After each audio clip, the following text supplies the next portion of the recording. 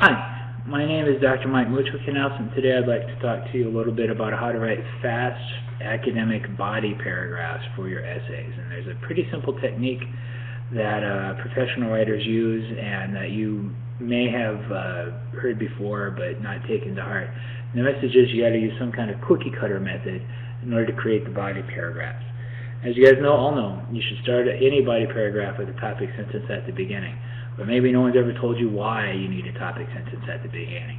It's because that's the only thing people ever really remember. It's the most important part of the paragraph because that's what people remember. So you start with your own topic sentence, always, your own idea. And then after that, you use one of these methods.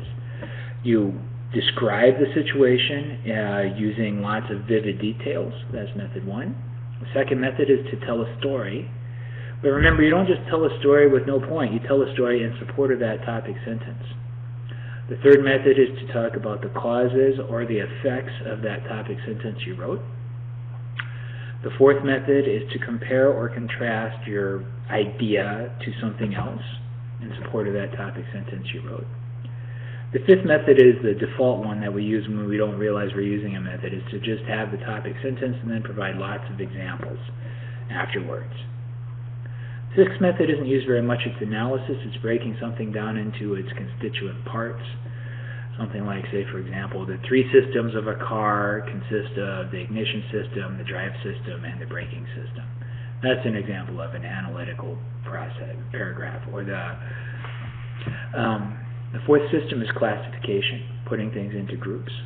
An example of a paragraph like this would be, there are three types of students at community colleges: adult students, high school students, and refugee students.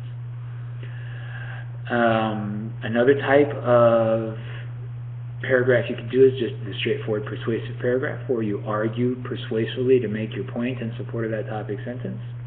And finally, the method called a quote sandwich. You have a topic sentence of your own, and then you have a sentence before the quote, which is like the bread. Then you have a quote from an expert, which is like the meat or the peanut butter if you're a vegetarian.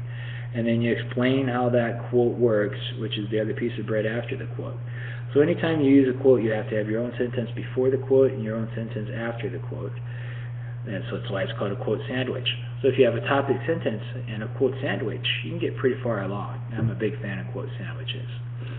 So once again, you have 8 methods to crank out body paragraphs: description, narration, cause and effect, comparison contrast, examples, analysis, classification, persuasion, and quote sandwiches. Turns out you have 9.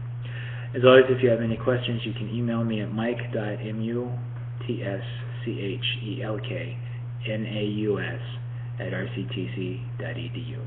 Thanks.